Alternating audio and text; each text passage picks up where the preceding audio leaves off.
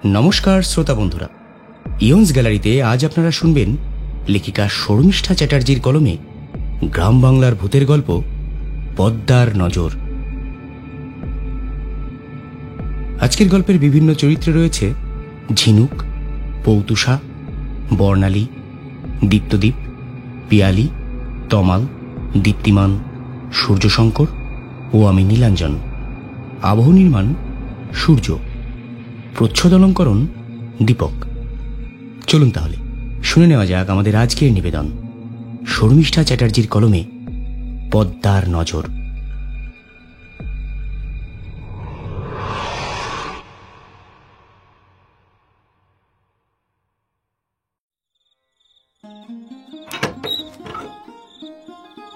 বৌমা, আজ থেকে সুপ্রতিমের ঘরটাই তোমার ঘর। তুমি নিজের মতো করে সাজিয়ে গুছিয়ে নাও, কেমন? এই কথা বলে মালিনী দেবী তার একমাত্র ছেলে সুপ্রতিমের সদ্য বিয়ে করা বউ টাপুরের হাত ধরে ঘরে নিয়ে এলেন। বৌমা, আজ কিন্তু তোমার কাল রাত্রি। আজ রাতটা তুমি কিন্তু আমার ছেলের মুখ দেখবে না মা। কাল বউ ভাত, কাল থেকে আবার দেখবে, কেমন? টাপুর মুখ নিচু করে চুপচাপ মাথা নাড়ল। আচ্ছা বৌমা, তুমি কাপড় চোপড় বদলে হাত মুখ ধুয়ে একটু বিশ্রাম নিয়ে নাও। আমি তোমার জন্য খাবার নিয়ে আসছি। পথ পরিশ্রমে তোমার মুখটা একেবারে শুকিয়ে গেছে গো। মালিনী দেবী ঘর থেকে বেরোতেই যাচ্ছিলেন, এমন সময় বাইরে থেকে জবার চিৎকার শোনা গেল। মা, ও মা, মা, তাড়াতাড়ি বাইরে এসো। দুলাল কাকুদের বাড়িতে ভয়ঙ্কর কাণ্ড হয়েছে। জবার চিৎকার শুনে মালিনী দেবী ছুটে গেলেন বাইরে। বিরক্ত হয়ে ধমক দিয়ে উঠলেন, এই মুখ পুড়িনে, এইভাবে চিৎকার করছিস কেন? কি হয়েছেটা কি? হ্যাঁ মা, ও মা, দুলাল কাকুর ছোট ছেলের বউ পদ্মা বৌদি আত্মহত্যা করেছে। ওদের বাড়ির পিছনে যে বেলগাছটা আছে সেই ডালে ঝুলে আছে। বাবারে! এ কথা শুনে মালিনী দেবী ভয়ে চমকে উঠলেন। কি বলছিস তুই? হ্যাঁ, জবা, পদ্মা আত্মহত্যা করেছে? কিন্তু কেন? কালই তো মেয়েটা বিয়ে বাড়িতে কত আনন্দ করছিল, আজ হঠাৎ এমন কি হলো রে? জানি না মা, জানি না। তুমি চলো, তুমি নিজে দেখো, চলো। জবা মালিনীর হাত ধরে টেনে নিয়ে গেল।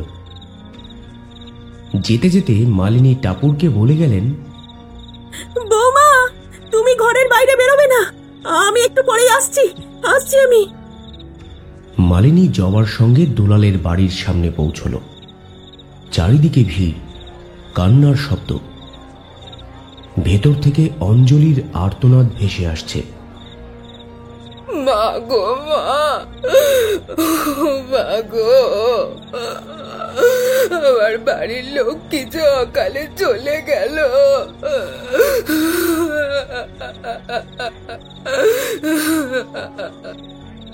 মালিনী ছুটে গেলেন বাড়ির পেছনে। বেলগাছের ডালে পদ্মার নিথর দেহ ঝুলছে, চোখ দুটো ফাঁকা, মুখ থেকে জিভ বেরিয়ে আছে, পা মাটি থেকে অনেকটা উপরে। বীভৎস দৃশ্য। মালিনীর বুকের মধ্যে ঠান্ডা রক্তের হিমেল স্রোত বয়ে গেল। লাশ নামানো এবং অন্য কার্য শেষ হওয়ার পর মালিনী দেবী বাড়ি ফিরে এলেন।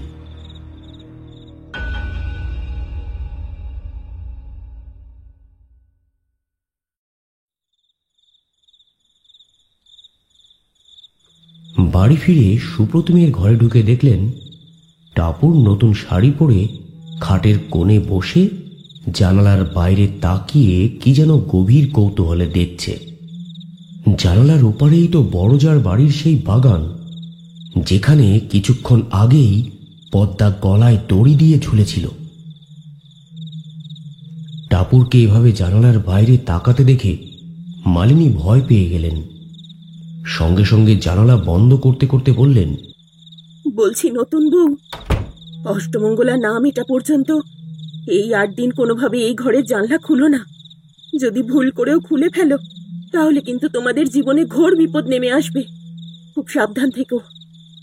কেন মা, জানলা খুলবো না কেন? মালিনী দেবী চোখ বড় বড় করে টাপুরের দিকে তাকালেন, তারপর বিরক্ত স্বরে বললেন, ওসব জানতে হবে না নতুন বউ, যা বলছি সেটা শোনো, শুধু শুনে চলো, তাহলেই তোমাদের মঙ্গল গো। এই বলে মালিনী টাপুরের ঘর থেকে বেরিয়ে যেতেই বাইরে থেকেই একদল পুরুষের কণ্ঠস্বর ভেসে এলো। বলো হরি, হরি বল, বলো হরি, হরি বল, বলো হরি, হরি বল। টাপুর ধীরে ধীরে বারান্দায় এগিয়ে গেল। বারান্দায় দাঁড়াতেই সে দেখল কিছুক্ষণ আগে মারা যাওয়া সেই তরুণী বউটাকে 4 জন পুরুষ চন্দন কাঠের খাটিয়ায় শ্মশানে নিয়ে যাচ্ছে। মৃত তরুণীর গায়ে লাল বেনারসি শাড়ি, কপালে বড় টিপ, মাথা ভর্তি সিঁদুর, পায়ে আলতা, চোখে বেলপাতা, কপালে চন্দনের ফোঁটা। কিন্তু তার 2 চোখের কোণে জমে থাকা কালো দাগ যেন বলে দিচ্ছে সে মৃত্যুর আগে ভয়ানক কষ্ট পেয়েছে। টাপুরের বুকের ভেতরটা কেঁপে উঠল। ঠিক তখনই টাপুরের কানের কাছে কেউ যেন ফিস ফিস করে বলে উঠল,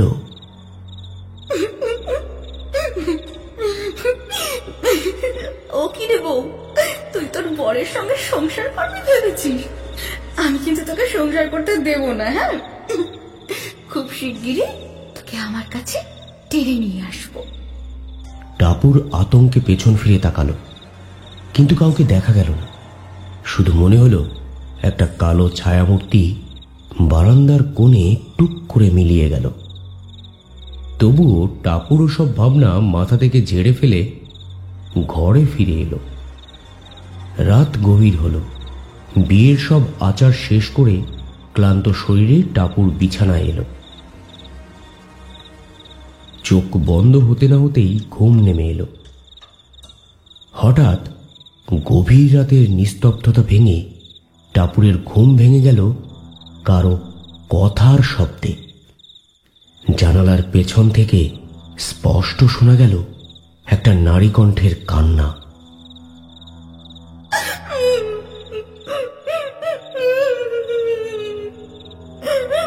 কান্নাটা যেন কোনো মেয়ে বুক ফাটা যন্ত্রণায় কাঁদছে।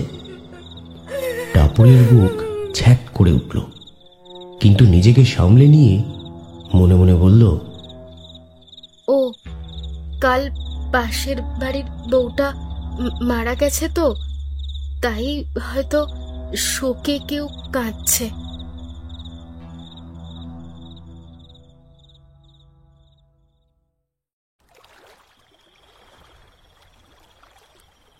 খুব ভোরে ঘুম থেকে উঠে টাপুর স্নানের জন্য বাড়ির পেছনের পুকুরে গেল। আকাশে তখনও পুরোপুরি আলো ফোটেনি। ঘাটে গিয়ে টাপুর দেখল লাল পাড় সাদা শাড়ি পরা একটা বউ কাপড় কাচ্ছে। ওর দিকে পিছন ফিরে বসা, লম্বা খোলা চুল লুটোচ্ছে। টাপুর প্রথমে মুখ দেখতে পেল না, কিন্তু হঠাৎ বউটা মুখ ঘোরাতেই টাপুরের বুকটা ভয়ে জমে গেল। এ যে সেই বউটা গতকাল যে গলায় দড়ি দিয়ে মারা গেছে, ঠিক সেই মুখ। আতঙ্কে টাপুর আর দাঁড়ালো না, তাড়াতাড়ি ফিরে এসে কল ঘরে স্নান সেরে নিল।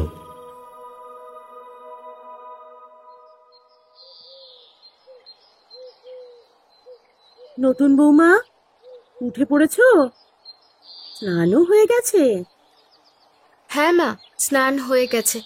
কি কাজ করতে হবে বলুন, আমি করে দিচ্ছি। বৌমা, একটু পরেই ঠাকুর মশাই আসবেন।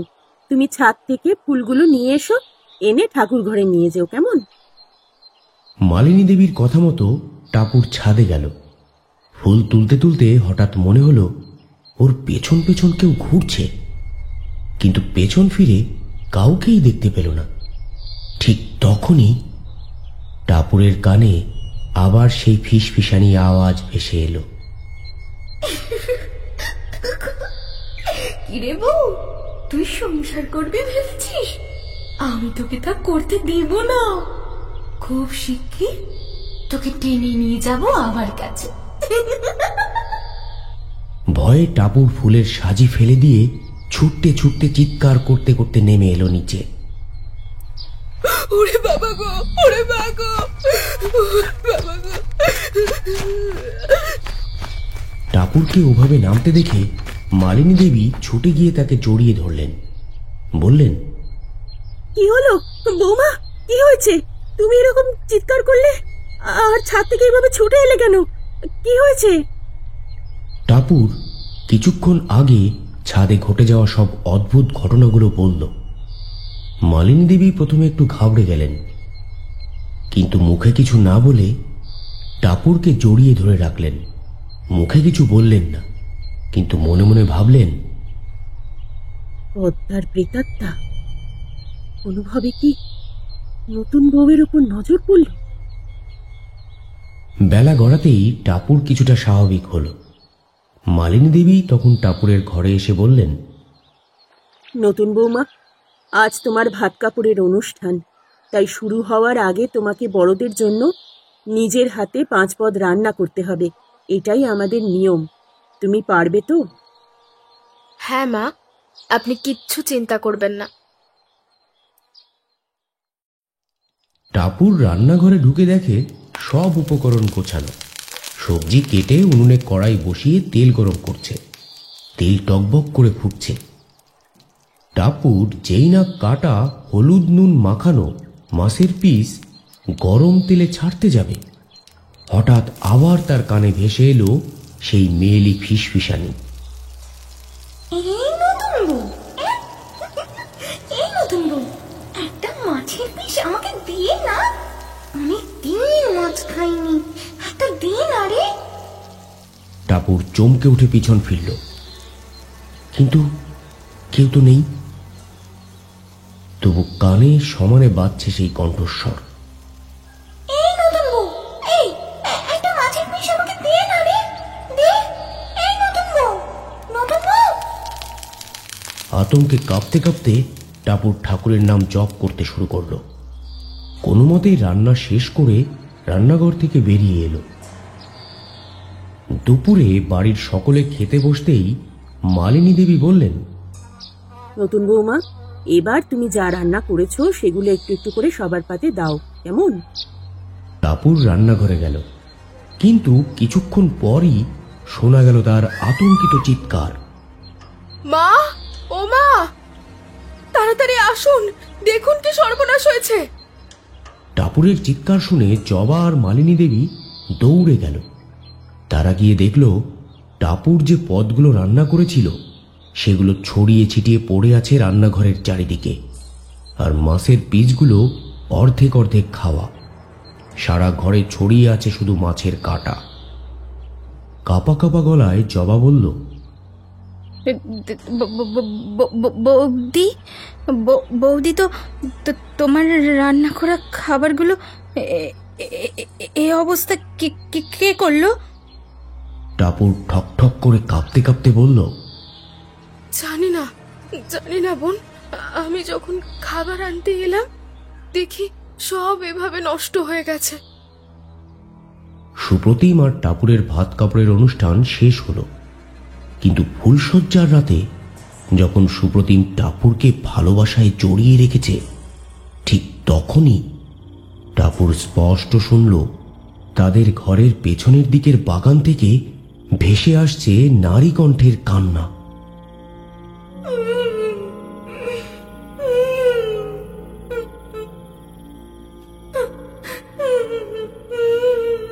টাপুর বলল, সুপ্রতিম, আমাদের ঘরের পিছনে কে কাঁদছে বলতো? সুপ্রতিম আদর থামিয়ে হেসে উঠে বলল, আরে কে কাঁদছে? কেউ তো কাঁদছে না, তুমি ভুল শুনছো। না সুপ্রতিম, তুমি ভালো করে কান পেতে শোনো। আমাদের ঘরের পিছনে কেউ একজন ফুঁপিয়ে ফুঁপিয়ে কাঁদছে, আর সেই আওয়াজ একেবারে মেয়ের কান্না একটা, ঠিক যেমনটা আমি কাল রাতে একা ঘরে বসে শুনেছিলাম। ধুর পাগলি, তুমি ভুল শুনছো। বিয়ে করে প্রথমবার তুমি গ্রামে এসেছো। গ্রামে মাঝরাতে নানা রকম রাত বছরা পাখির ডাক শোনা যায়, তুমি সেটাই শুনেছো। টাপুর আর কিছু বলল না।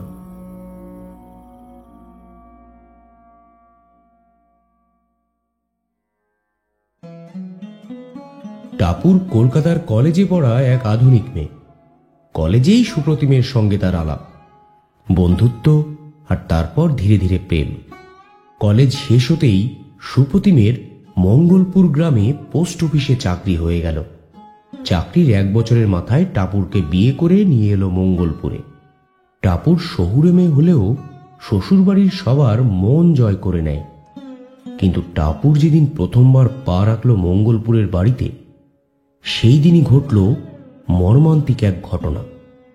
সুপ্রতিমের কাকা দুলালবাবুর ছোট ছেলের বউ পদ্মা, সুপ্রতিম টাপুরের বিয়ের ঠিক পর দিন তাদের বাড়ির পেছনের বেলগাছে গলায় দড়ি দিয়ে আত্মহত্যা করল।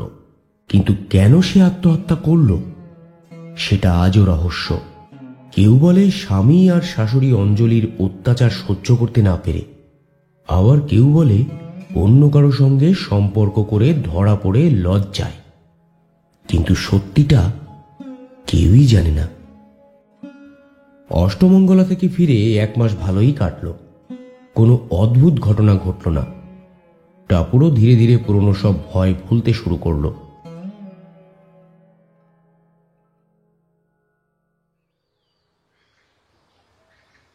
এক মাস পর শ্বশুরবাড়িতে জন্মাষ্টমীর পুজোর প্রস্তুতি শুরু হলো।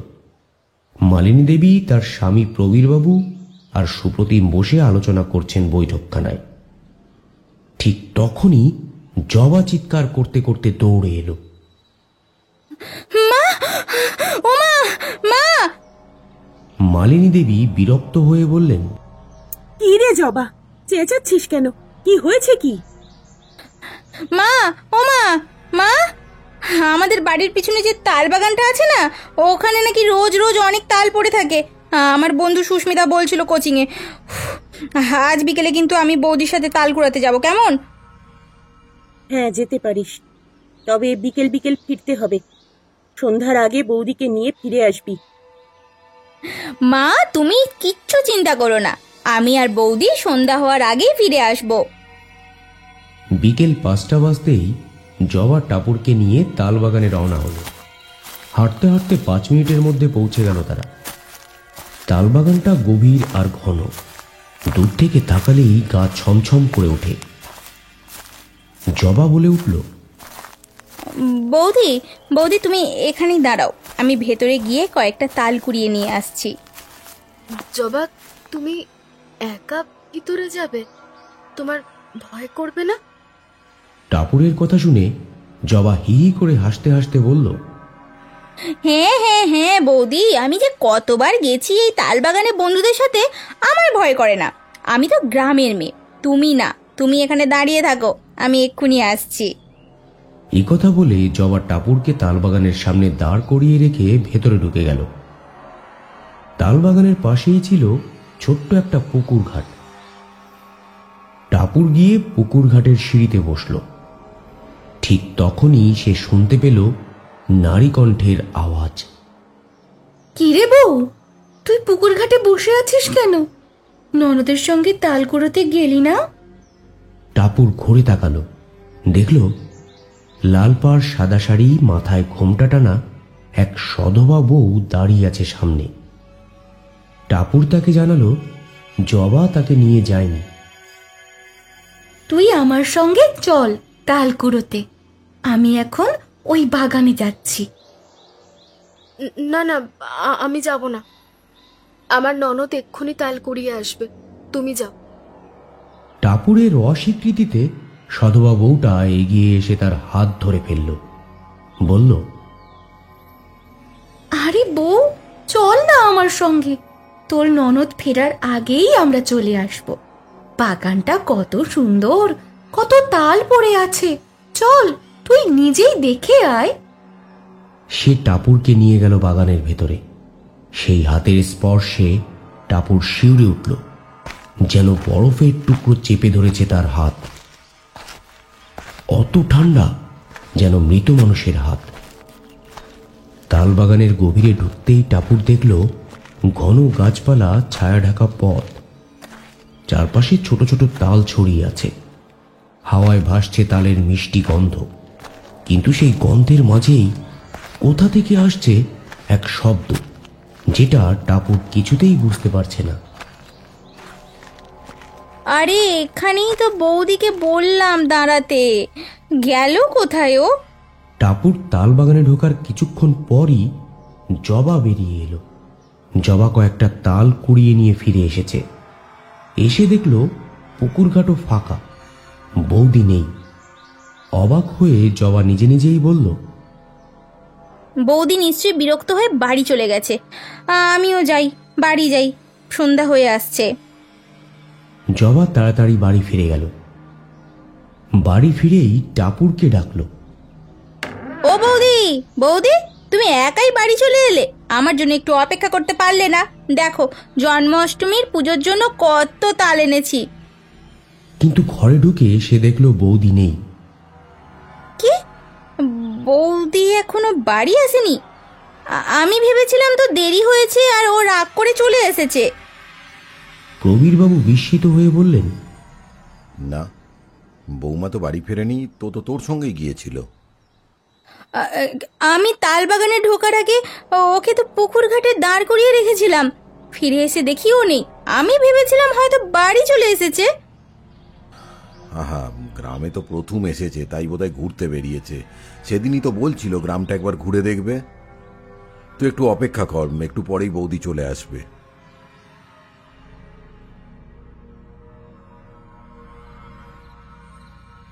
কিন্তু সন্ধ্যা গড়িয়ে রাত নেমে এলো। তখনও টাপুর বাড়ি ফিরছে না দেখে সকলে খুব চিন্তায় পড়ে গেল। মালিনী দেবী জবাকে বকতে লাগলেন কেন সে টাপুরকে তালবাগানে একা ফেলে এসেছিল। অন্যদিকে টাপুরকে না পেয়ে সুপ্রতিম আর প্রবীরবাবু প্রতিবেশীদের সঙ্গে সারা গ্রাম চষে ফেললেন। কিন্তু হায়, সারা গ্রাম খুঁজেও টাপুরের কোনো খোঁজ পাওয়া গেল না। অবশেষে তারা বাড়ি ফিরল। টাপুরের চিন্তায় রাতভর কেউ দু চোখের পাতা এক করতে পারল না। ভোর রাতে সুপ্রতিমের একটু তন্দ্রা মতন এসেছিল। তখনই বাইরে থেকে কারো গলার শব্দ শোনা গেল। সুপ্রতিমদা, সুপ্রতিমদা, প্রবীর কাকা, এখনো ঘুমাচ্ছ? তাড়াতাড়ি বেরিয়ে এসো, তাড়াতাড়ি বেরিয়ে এসো। দেখো দেখো, তোমাদের কি সর্বনাশ হয়ে গেছে। প্রতিবেশী জয়ন্তর চিৎকারে সুপ্রতিম সচকিত হয়ে উঠল। সে ছুটে বাইরে এসে দেখে জয়ন্ত দাঁড়িয়ে আছে দরজার সামনে। তার মুখ শুকনো, চোখে আতঙ্ক। জয়ন্ত বলল, তাড়াতাড়ি কর, তোর বাবাকে নিয়ে তালবাগানে আয়, তোদের ভীষণ সর্বনাশ হয়ে গেছে। কি হয়েছে রে জয়ন্ত?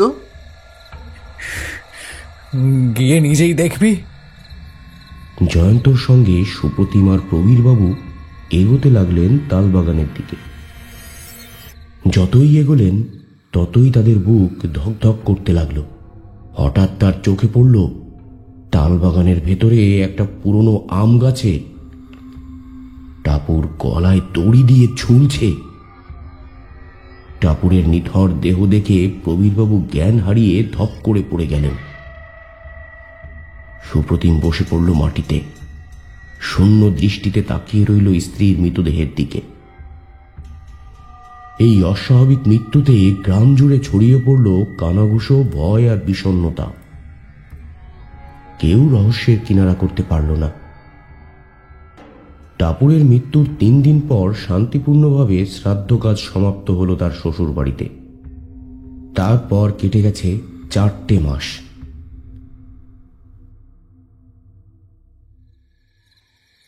এক রাতে মালিনী দেবী বারান্দায় বসে তরকারির জন্য সবজি কাটছিলেন।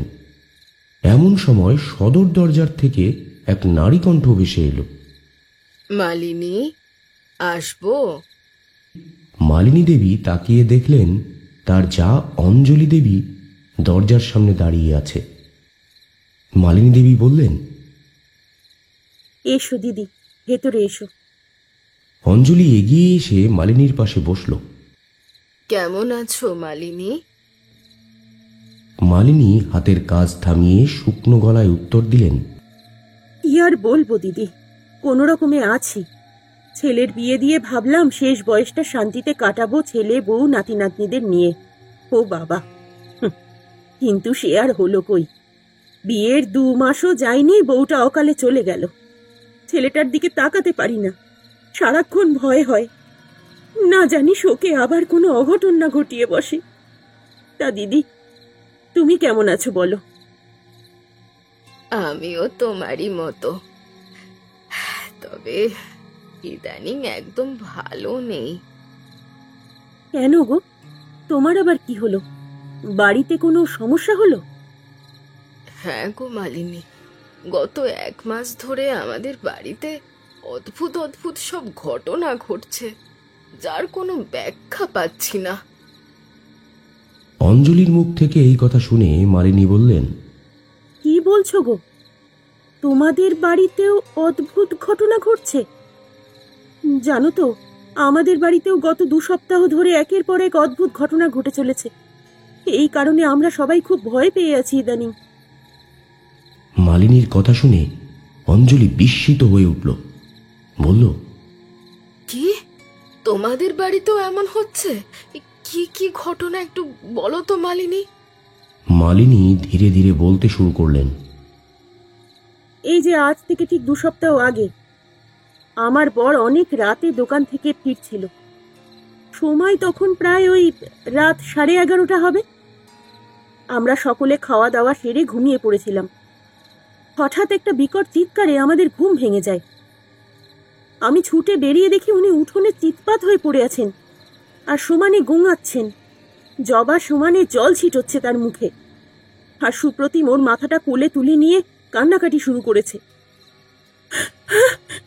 কি রে, কি হলো তোর বাবার? উনি এভাবে অজ্ঞান হয়ে পড়েছেন কেন? কি হয়েছে? জানি না মা, হঠাৎ চিৎকার শুনে দৌড়ে এসে দেখি বাবা অজ্ঞান হয়ে আছে।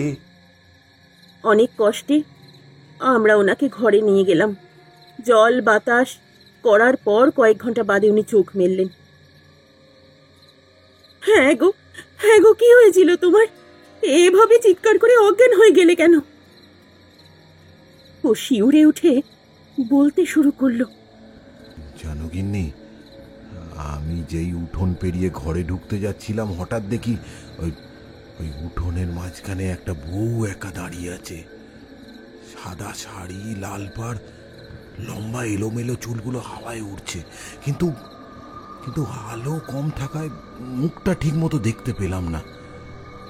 আমি সাহস করে জিজ্ঞাসা করলাম, মা তুমি কে? এত রাত্রে এখানে কি করছো? কোনো সমস্যায় পড়েছো নাকি? বউ কিছু বলল না, ঠায় দাঁড়িয়ে রইল। মুখ থেকে অদ্ভুত অদ্ভুত আওয়াজ বেরোচ্ছে তার। কে তুমি? উত্তর দাও, এত রাত্রে আমাদের উঠোনে কি করছো? হঠাৎ সেই বউ আমার চোখের সামনে চলে এলো। আমি দেখি তার মুখটা পুরো পুরা ঝলসানো, চোখ দুটো ফালা হয়ে বাইরে বেরিয়ে এসছে। সেই বিভৎস মুখ এক ঝলক দেখে আমি জ্ঞান হারাই। আমার স্বামীর সঙ্গে এই ঘটনার 3 দিন পর দুপুরে রান্নাঘরে বসে মা মেয়ে খাচ্ছিলাম। হঠাৎ জবা খাওয়া থামিয়ে ফিসফিস করে বলল, মা, এবার থেকে তুমি তুমি আমার ঘরে ঘুমাবে। আমার না রাতে একা একা ঘুমাতে ভয় লাগে। কেন রে, কি হয়েছে? কিসের ভয়? সেদিন রাতে পড়াশোনা করতে করতে শুনি আমাদের বাড়ির পিছনে বাগান থেকে গুনগুন করে কথার আওয়াজ আসছে। ভাবলাম গ্রামের কেউ সিগারেট খাচ্ছে, মন দিলাম না, পড়াশুনো করছিলাম। কিন্তু পড়া শেষে জানালার বাইরে তাকিয়ে দেখি বাগানে 2 সাদা সাদা ছায়া মূর্তি ঘুরছে। মনে হলো মেয়েদের ছায়া। ওরা ফিস ফিস করে কথা বলছিল। আমি কিন্তু ঠিক বুঝতে পারছিলাম না কি বলছিল। পরদিনও একই ঘটনা ঘটলো, আবার ফিস ফিস আওয়াজ। আবার বাগানে সাদা ছায়া ঘুরছে। আমি রাতে বাথরুমে গিয়েছিলাম, কাজ সেরে যেই বেরিয়েছি হঠাৎ বাথরুমের খুপড়ির জানলা থেকে কানে এলো একটা ফিসফিস শব্দ। এবার তোর পালা, এবারে তোকে আমরা নিয়ে যাব। পিছনে ফিরে দেখি জানালার ভেতর থেকে একটা মুখ উকি দিচ্ছে, কিন্তু অন্ধকারে বোঝা গেল না সে কে। আমি ভয়ে দৌড়ে ঘরে ঢুকে আলো নিভিয়ে শুয়ে পড়ি, কিন্তু সারা রাত শুনতে পাই বাড়ির পিছনের বাগান থেকে ফিসফিস আওয়াজ আর আর কারো হাঁটার শব্দ। তৃতীয় দিন আমি আবার অনেক রাত পর্যন্ত পড়াশোনা করছিলাম। আলো নিভিয়ে শোয়ার আগে হঠাৎ জানলার বাইরে তাকিয়ে দেখি আমাদের ঘরের জানালা থেকে 10 হাত দূরে দাঁড়িয়ে আছে এক ভয়ঙ্কর ছায়া। কে দাঁড়িয়ে ছিল জবা? হ্যাঁ, কে? জবা কাঁচু মাচু মুখ করে ভয় কাঁপতে কাঁপতে উত্তর দিল, রাঙা বৌদির বউ, পদ্মা বৌদি। আর তার পাশে টাপুর দাঁড়িয়ে আছে। দুইজনই আমার দিকে তাকিয়ে অদ্ভুত দৃষ্টিতে হা হা করে হাসছিল আর হাত নেড়ে নেড়ে আমাকে ডাকছিল। এই দৃশ্য দেখে আমি এতটাই ভয় পেয়ে গিয়েছিলাম যে আমি সারা রাত আলো জ্বালিয়ে ঘুমিয়েছিলাম, কিন্তু আলো জ্বালিয়ে শুলেও সারা রাত ধরে বাগান থেকে ফিস ফিস আওয়াজ শুনতে পেয়েছিলাম। প্রথমে আমি জবার কথা বিশ্বাস করিনি, কিন্তু সেদিন রাতে যখন ওর ঘরে গিয়ে ওর সঙ্গে শুয়েছিলাম তখন আমিও বুঝলাম সত্যি সারা রাত বাগান থেকে দুটো মহিলার ফিসফিস আওয়াজ ভেসে আসছিল। শুধুই আওয়াজ, কোনো ছায়া কিন্তু আমি দেখতে পাইনি। জবার পর এবার ঘটনার শিকার হলাম আমি নিজে।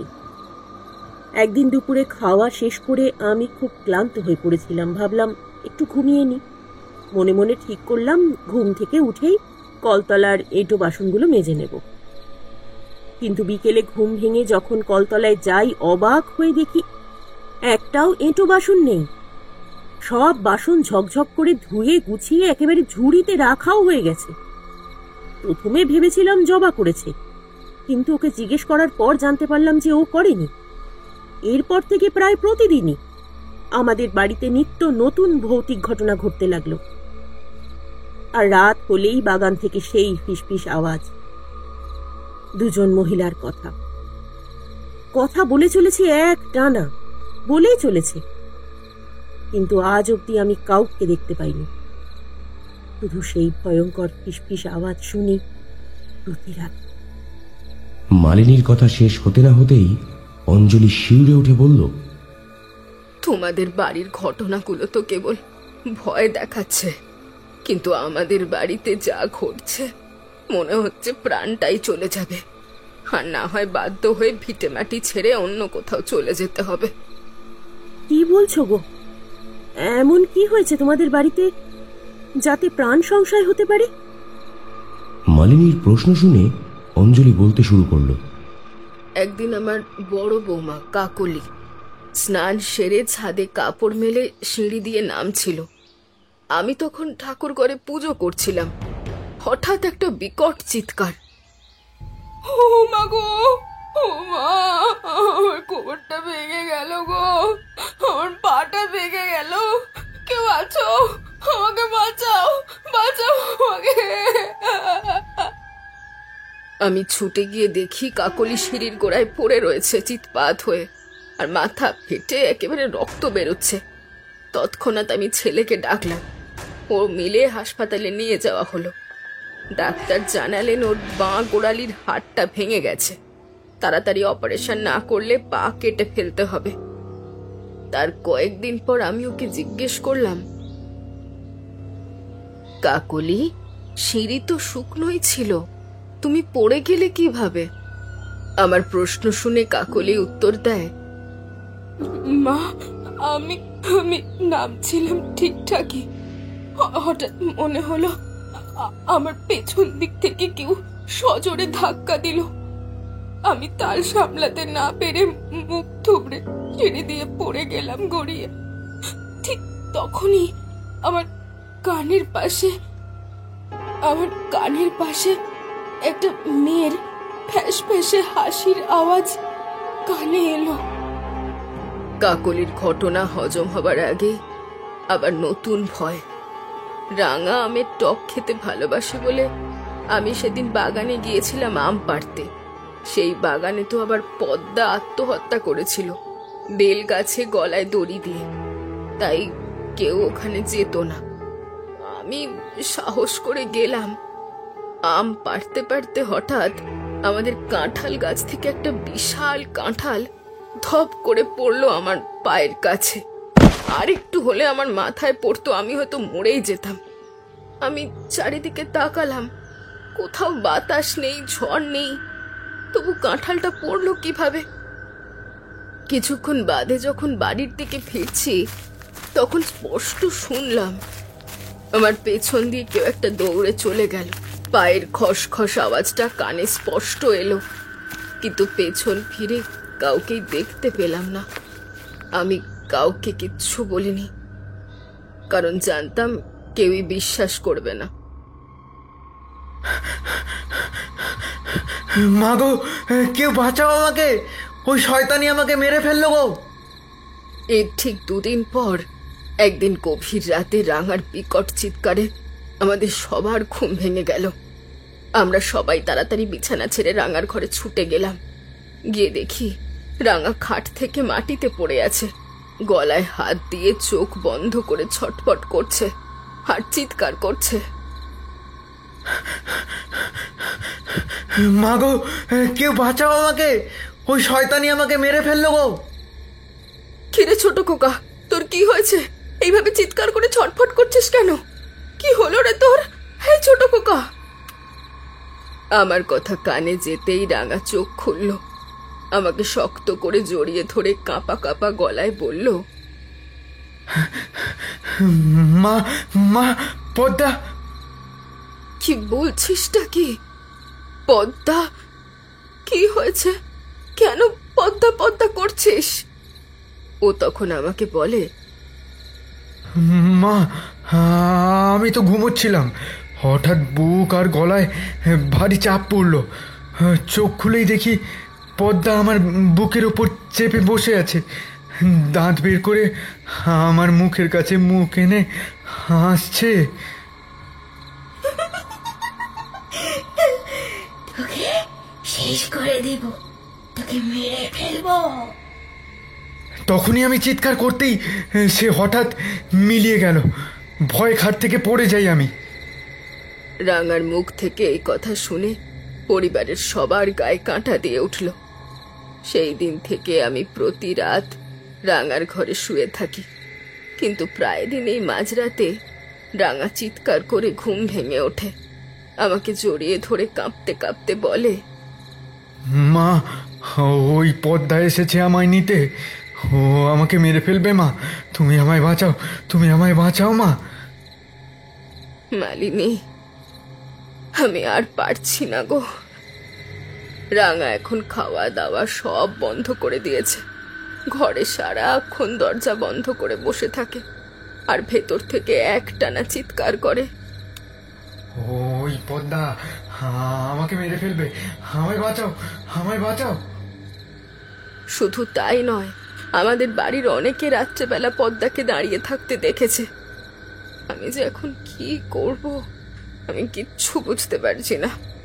মনে হয় যদি একটা তান্ত্রিক বা গুণিনকে এনে বাড়িটা দেখানো যেত খুব ভালো হতো মালিনী। অঞ্জলির কথা শুনে মালিনী গভীর চিন্তায় পড়ে বললেন, দিদি, আমিও একই কথা ভেবেছি। আমাদের দুটো বাড়িতেই তো অপঘাতে মৃত্যু হয়েছে। মনে হচ্ছে আস্তে আস্তে অভিশপ্ত হয়ে উঠছে বাড়িগুলো। একজন ভালো গুণিন বা তান্ত্রিক যদি পাওয়া যেত। ঠিক তখনই প্রবীরবাবু কাজ সেরে বাড়ি ফিরে এসে এই কথোপকথন শুনলেন। তিনি বললেন, তোমরা গুণিন খুঁজছো তো? আমার সন্ধানে একজন আছে, তোমরা চাইলে আমি ব্যবস্থা করে দিতেই পারি। তাই? কে গো? কি নাম তার? থাকেন কোথায়? প্রবীরবাবু সাইকেলটা উঠোনের একপাশে রেখে দাওয়ায় গিয়ে বসলেন। কলসি থেকে 1 গ্লাস জল ঢেলে এক নিঃশ্বাসে খেয়ে নিয়ে বললেন, ওর নাম মান্যদা। তবে ভক্তরা তাকে বুড়ো মা বলে। তিনি তান্ত্রিক সাধক, রোগ শোক থেকে শুরু করে বিপদ আপদ সবকিছুই সামলান তার ওই তন্ত্র সাধনার দ্বারা। প্রবীরবাবু আরও বললেন, প্রতি মঙ্গলবার আর শনিবার সকালে ফরিদগঞ্জ গ্রামের সিদ্ধেশ্বরী কালী মন্দিরে এক বিশাল বটগাছ তলায় বসেন তিনি।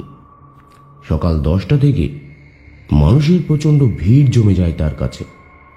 পরদিনই ছিল শনিবার, তাই অঞ্জলি আর মালিনী দেবী দেরি না করে দ্রুত সেই ফরিদগঞ্জ গ্রামের সিদ্ধেশ্বরী কালী মন্দিরে গেল।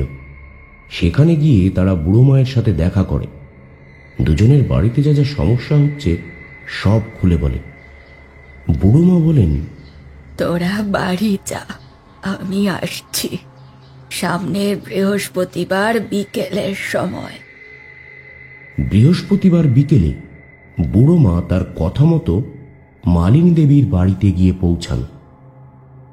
তিনি বাড়ির বাইরে দাঁড়িয়ে বাড়ির দিকে গভীরভাবে নজর দেন।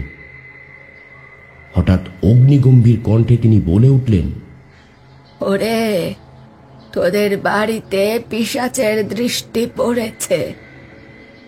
এই বাড়ি ধীরে ধীরে অভিশপ্ত হয়ে উঠছে, আর কদিন বাদেই তোরা কেউ এই বাড়িতে বাস করতে পারবি না। ওই পিশাচ অনেক আগে থেকে এই নতুন বউ টাপুরকে খেয়ে নিয়েছে। ওরা দুজন মিলে এই বাড়ির পিছনের বাগানে বাসা বেঁধেছে, তাই তোরা ওদের ভেতরে ঢুকতে দিচ্ছিস না। কিন্তু ওরা বাইরে থেকে প্রতিনিয়ত তোদের ক্ষতি করছে। শোন, ওদের মধ্যে একজন পিশাচ ভীষণ শক্তিশালী, আর একজন দুর্বল। সে শুধু দূর থেকে ভয় দেখাতে পারবে, তেমন ক্ষতি করতে পারবে না। বুড়ো মায়ের কথা শুনে অঞ্জলি আর মালিনী হাত জোর করে কান্নায় ভেঙে পড়ে।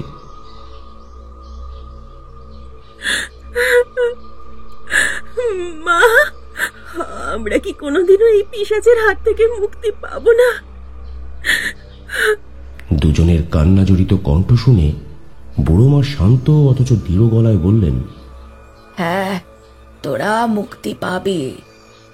আজ রাত 11 প্রহরে আমি যজ্ঞ করব, তারপর এই দুটো বাড়ি বেঁধে দেব, যাতে ওই পিশাচ আর ভিতরে ঢুকতে না পারে আর তোদের কোনো ক্ষতি করতে না পারে।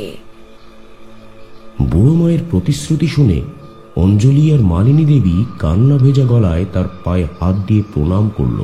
মা, মা গো, আপনি পারেন, আপনি একমাত্র পারেন আমাদের বাঁচাতে। মা। দুজনের করুণ অবস্থা দেখে বুড়ো মা একটু নরম স্বরে বললেন, শোন, তোরা অত চিন্তা করিস না, সব ঠিক হয়ে যাবে। তবে যজ্ঞের আগে আমার জন্য কয়েকটা জিনিস জোগাড় করে দিতে পারবি তো? কি জিনিস মা? একটা আস্ত সত্য মরা চড়াই পাখি, একটা বড় চিতল মাছ, আর রক্ত মাখা মুরগির মাংস, মালসা সহ। পারবি আনতে? হ্যাঁ মা, পারবো পারবো। আপনি একদম চিন্তা করবেন না, আপনার যজ্ঞের আগেই সব জিনিস পৌঁছে যাবে। আপনি চিন্তা করবেন না মা, চিন্তা করবেন না। অঞ্জলি আর মালিনীর উত্তর শুনে বুড়ো মা মৃদু হাসলেন। বেশ তো, বেশ।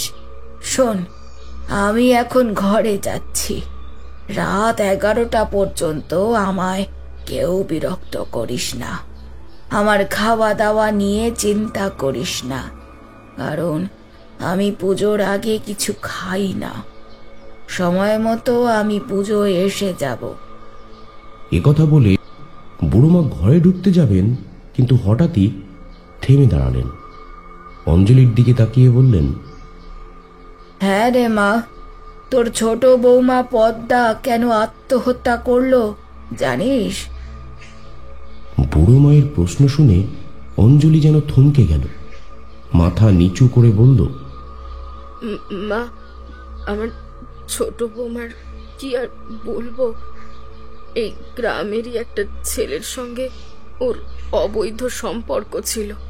আমরা সবটাই জেনে গিয়েছিলাম, ওকে বলেও ছিলাম এই সম্পর্ক থেকে বেরিয়ে আসতে, কিন্তু রাগে আর অপমানে আর দুঃখে সে আত্মহত্যা করে বসে।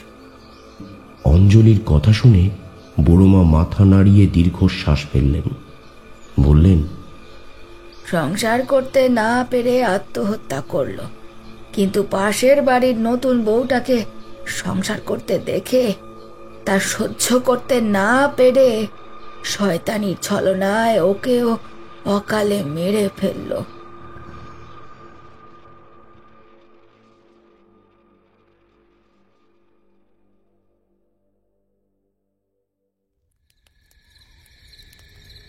এষ গন্ধ পুষ্পে ওম ক্রিং কাল্যৈ নমঃ।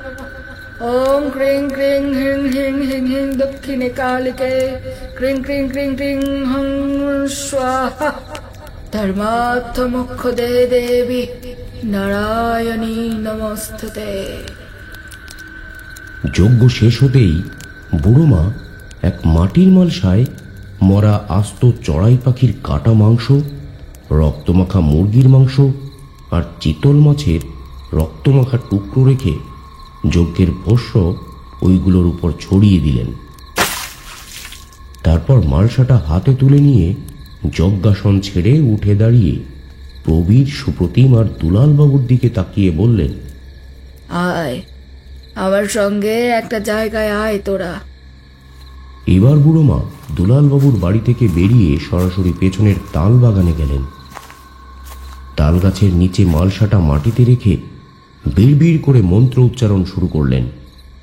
3 বার মালসার চারপাশে ঘুরলেন। ঘুরতে ঘুরতে ছাই ছড়িয়ে দিলেন কাটা মাংস আর রক্তমাখা টুকরোগুলোর ওপরে।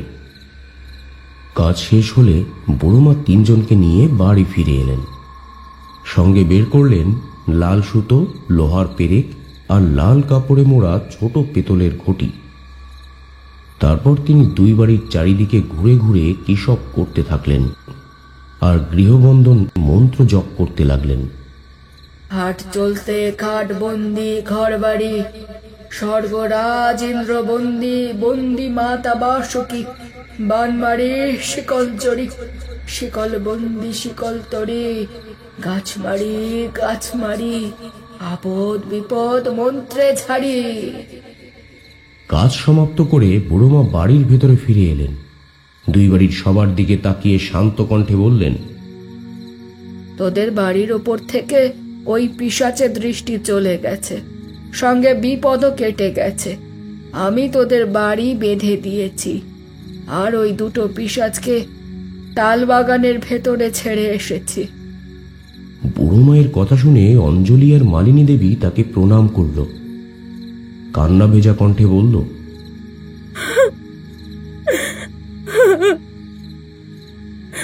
অনেক ধন্যবাদ মা, আপনাকে অনেক অনেক ধন্যবাদ। আপনি যদি আজ না থাকতেন তবে ওই পিশাচের হাতে পড়ে আমাদের এই 2টো পরিবার শেষ হয়ে যেত। বুড়ো মা ওদের হাত তুলে আশীর্বাদ করলেন।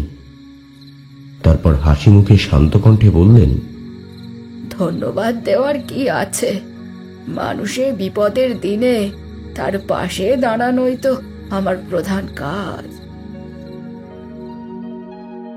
পরদিন সকালে যখন তিনি বিদায় নিচ্ছেন তখন তিনি বলে গেলেন, তোরা যখনই কোনো বিপদে পড়বি আমার শরণাপন্ন হবি, আমি সব সময় তোদের পাশে থাকব।